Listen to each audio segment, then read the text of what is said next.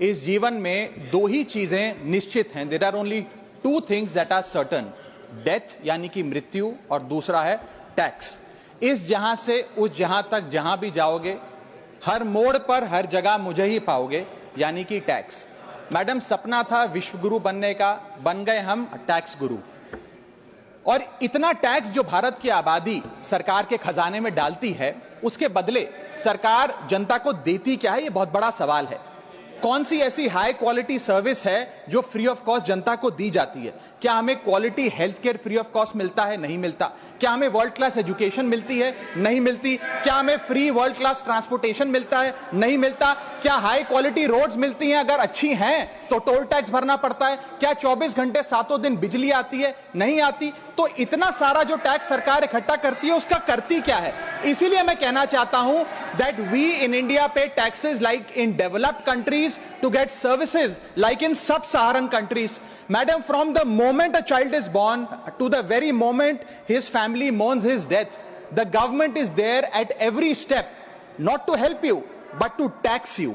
और आइए एक रोमांचक यात्रा पे चलते हैं। माननीय वित्त मंत्री जी हर बार मेरे सवालों का जवाब देते हुए मुझ पर तंज कसती हैं और कहती हैं कि शायद ये चार्टर्ड अकाउंटेंट नहीं है, इनकी डिग्री असली नहीं है, तमाम तरीके की बातें मेरे बारे में कहती हैं, निजी हमले करती हैं। मैं उनका बहुत सम्मान करता हूं, मेरे मन में उनके प्रति बहुत आदर है, ओहदे में, हैसियत में, उम्र में, अनुभव में बहुत बड़ी है मुझसे। लेकिन आज मैं इस सीए की डिग्री को किनारे करके सरल भाषा में आम आदमी की तरह इस देश के आम आदमी का दर्द आपके सामने रखना चाहता हूं कि कैसे हमारे जन्म होने से लेकर हमारे मरने तक टैक्स पे टैक्स सरकार हमसे वसूलती है। मैं आपके सामने जीवन के 8 चरण, 8 स्टेजेस ऑफ लाइफ रखना चाहता हूं। फर्स्ट स्टेज ऑफ लाइफ, जब इंसान पैदा होता है, that is the birth stage.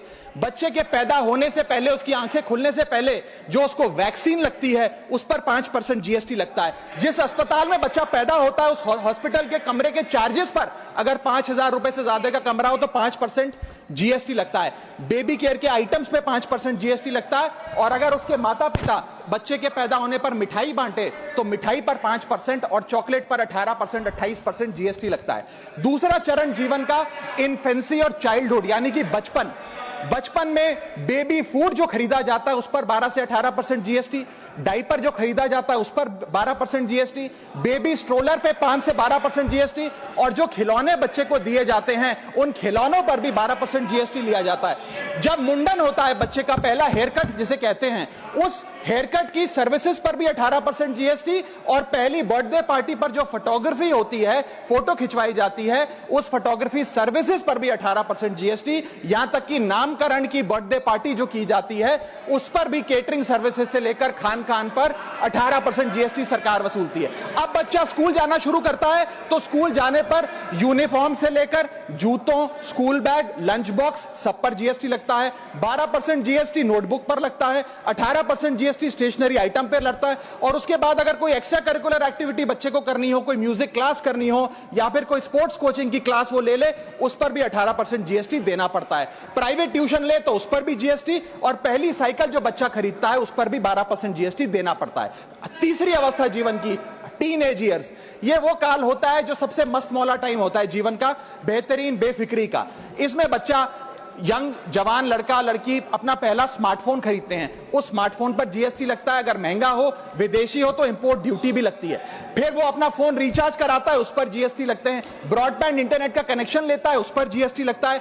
Netflix, Spotify या वीडियो गेम की सब्सक्रिप्शन लेता है, उस पर भी जीएसटी देना पड़ता है। और अगर अपने दोस्तों के साथ पिक्चर देखने बाहर जाए तो पिक्चर की टिकट पर जीएसटी, एंटरटेनमेंट टैक्स और पॉपकॉर्न पर भी जीएसटी अब लगने लग गया है। तो तमाम तरीके के सॉल्टेड कैरेमल पॉपकॉर्न पर भी सरकार आपसे जीएसटी वसूलती है। इस बीच जब आप 18 साल के होते हैं और पहली बाइक या पहला स्कूटर खरीदते हैं, उस बाइक और स्कूटर पर आपसे जीएसटी लिया जाता है, व्हीकल इंश्योरेंस पर जीएसटी लिया जाता है, और उसके बाद रजिस्ट्रेशन टैक्स और रोड टैक्स के नाम पर भी पैसा लिया जाता है। जीवन की चौथी अवस्था, fourth stage of life, higher education की।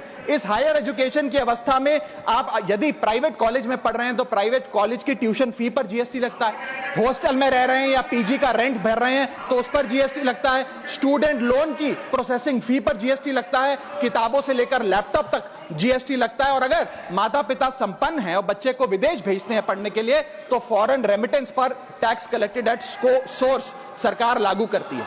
अब आते हैं पांचवी अवस्था पे, जब वो अपना करियर शुरू करता है। ये वो एज है जिसे मैं golden age of direct taxes कहूंगा। अब ये डायरेक्ट टैक्स के जंजाल में आदमी फंस जाता है इस उम्र में, जब उसकी पहली नौकरी लगती है। तो नौकरी में आमदनी अनुसार उसके स्लैब रेट के हिसाब से उस पर टीडीएस पहले काटा जाता है, मानो जेब काटी जा रही हो, और फिर इनकम टैक्स वसूला जाता है। जब पहली बार उसको पगार मिलती है, वेतन मिलता है, वो माता पिता या दोस्तों को बाहर खाने पे ले जाता है, पिक्चर दिखाने ले जाता है, उस खाने के बिल पर भी सरकार जीएसटी वसूलती है। और जैसे जैसे उसकी सैलरी बढ़ती है वैसे वैसे स्लैब अनुसार उससे इनकम टैक्स वसूला जाता है। इसके बाद आज वर्क फ्रॉम होम का कल्चर चल रहा है, तो वर्क फ्रॉम होम में इंटरनेट बिल्स हो, ब्रीफकेस हो, लैपटॉप हो, इन सारी चीजों की खरीद पर सरकार जीएसटी लेती है। और अगर आप ये पैसा निवेश करें, इस निवेश करने पर आप कोई भी फाइनेंशियल इंस्ट्रूमेंट खरीदें तो सिक्योरिटी ट्रांजैक्शन टैक्स के नाम पर, मैडम मेरा समय जा रहा है, कोई फाइनेंशियल इंस्ट्रूमेंट खरीदे तो फाइनेंशियल इंस्ट्रूमेंट की खरीद पर सिक्योरिटी ट्रांजैक्शन टैक्स, उसकी ब्रोकरेज पर जीएसटी और फाइनेंशियल एडवाइजरी पर जीएसटी, और जब आप ये फाइनेंशियल इंस्ट्रूमेंट बेचते हैं तो उसके मुनाफे पर सरकार आपसे कैपिटल गेन टैक्स वसूलती है। यहां तक कि हेल्थ इंश्योरेंस और लाइफ इंश्योरेंस प्रीमियम्स पर भी सरकार आपसे जीएसटी लेती है। इसी सरकार के मंत्री माननीय गडकरी जी भी सरकार से यही गुजारिश कर रहे हैं कि इंश्योरेंस प्रीमियम पे कम से कम जीएसटी हटा दिया जाए। इसके बाद इंसान अपने जीवन की छठी अवस्था में आता है, यानी कि मिडिल एज। इसमें उसकी आमदनी भी पीक पर होती है और उसका टैक्सेशन भी पीक पर होता है, अप्रेजल होता है, प्रमोशन होता है, बोनस मिलता है, और हाई टैक्स स्लैब के चलते वो अपनी कमाई का एक अधिकांश हिस्सा इनकम टैक्स में सरकार को जमा कराता है। इस दौर में इंसान गाड़ी खरीदता है, घर बनाता है। जब गाड़ी खरीदता है तो जीएसटी देता है, रोड टैक्स भरता है, व्हीकल इंश्योरेंस पर जीएसटी भरता है, और जब गाड़ी लेकर शोरूम से निकलता है तो पेट्रोल डीजल पर वैट, सेस और एक्साइज ड्यूटी के नाम पर पैसा भरता है। जब सड़क पर गाड़ी चलाता है तो टोल टैक्स भरता है। फिर वो अपना घर भी खरीदता है, जमीन खरीदता है। जब जमीन खरीदता है तो स्टैंप ड्यूटी फीस सरकार को देता है। जब कंस्ट्रक्शन मटेरियल खरीदता है घर बनाने के लिए तो कंस्ट्रक्शन मटेरियल पे, चाहे वो सीमेंट हो, मार्बल हो, स्टील हो, उस पर जीएसटी देता है। उसके बाद जब कंस्ट्रक्शन सर्विसेज लेता है किसी बिल्डर से, ठेकेदार से, कॉन्ट्रैक्टर से, तो उस कंस्ट्रक्शन सेवाओं पर भी जीएसटी सरकार आपसे वसूलती है। और जब घर बन जाए तो एनुअल प्रॉपर्टी टैक्स और हाउस टैक्स के नाम पे आपसे पैसा लिया जाता है। और जब आपको पैसे की आवश्यकता पड़े और आप ये घर बेच दें तो कैपिटल गेन्स पर भी सरकार आपसे उस मुनाफे पे टैक्स वसूलती है। और इस बीच शादी तो रह ही गई, फिर इंसान शादी करता है, इस बीच तो बैंक्वेट हॉल बुक करता है, उस बैंक्वेट हॉल की बुकिंग पे टैक्स भरता है। शामियाना, खाना, केटरिंग सर्विसेज लेता है, उस पर जीएसटी भरता है। ज्वेलरी खरीदता है, उस पर जीएसटी भरता है। कपड़ा, शेरवानी सिलवाता है, कुर्ता पजामा, सूट पैंट, उस पर जीएसटी भरता है। यहां तक कि वेडिंग इन्विटेशन से लेकर, ब्राइडल मेकअप से लेकर, हनीमून के ट्रैवल तक हर चीज पर सरकार आपसे जीएसटी वसूलती है। सातवीं अवस्था सरकार जीवन की वो है रिटायरमेंट। इस फेज में इंसान चाहता है आरामदायक जीवन जिया जाए, जो जीवन में कमाया उस कमाई के सहारे उसकी इंटरेस्ट पर, पेंशन पर जिया जाए। लेकिन इस अवस्था में भी सरकार पेंशन और इंटरेस्ट इनकम पे आपसे टैक्स लेती है। बूढ़ा हो जाता है, दवाई इलाज की जरूरत पड़ती है तो हेल्थ केयर बिल पर, दवाइयों पर आपसे जीएसटी लिया जाता है। लाइफ इंश्योरेंस और हेल्थ इंश्योरेंस प्रीमियम पर तो जीएसटी लेती है। और इस दौर में वो अपनी वसीयत लिखता है, फैमिली विल। उस फैमिली विल पर जो लीगल फीस देता है, उस लीगल फीस पर भी उसे जीएसटी देना पड़ता है और स्टैंप ड्यूटी देनी पड़ती है। और आठवीं जीवन की अवस्था, यानी कि जीवन की समाप्ति, जब उसका स्वर्गवास हो जाता है, उसके जीवन का अंत हो जाता है, यहां भी सरकारें उसका साथ नहीं छोड़ती। यहां पर भी सरकारें उस पर टैक्स लगाती हैं। जब कोई इंसान मरता है तो उसके अंतिम संस्कार में देसी घी, चंदन वुड, नारियल, इत्तर जैसा सामान इस्तेमाल होता है, उस पर भी जीएसटी लगता है। और जब उसके मरने के उपरांत अखबार में ऑबिचुरी की इश्तेहार छपाया जाता है, उस पब्लिकेशन ऑफ ऑबिचुरी न्यूज़पेपर पर भी 5% सरकार जीएसटी लेती है। और मरने के बाद जब प्रॉपर्टी उसके बच्चों को या परिवार वालों को दी जाती है, उस म्यूटेशन पर भी सरकार आपसे ड्यूटी सेस लेती है।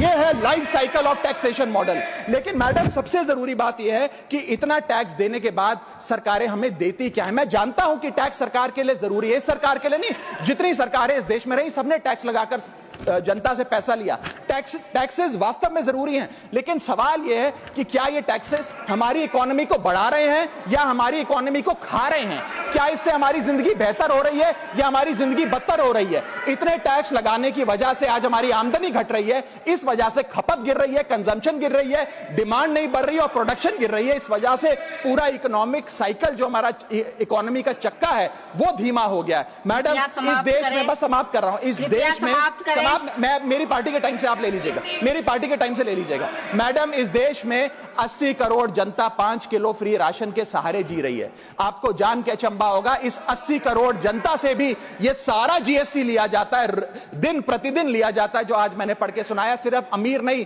गरीब से गरीब आदमी भी जीएसटी देता है। और अंत में मैं बस इतना ही कहना चाहूंगा कि क्योंकि इतना टैक्स लगा लगाकर सरकारें जनता का खून चूसती हैं, उस वजह से आज एफएमसीजी की सेल्स घट रही हैं, एफएमसीजी के स्टॉक गिर रहे हैं, कंजम्पशन डाउन हो रही है, नई गाड़ियों की सेल श्रिंक कर रही है, तमाम तरीके की जितनी भी न्यू परचेजेस होती हैं उसमें मंदी देखी जा रही है। सरकार को जीएसटी कम करना चाहिए, कम करेंगे तो जनता की जेब में पैसा आएगा तो मांग बढ़ेगी, खपत बढ़ेगी और इकोनॉमी का चक्का चलेगा। आपका समय समाप्त। बहुत बहुत शुक्रिया।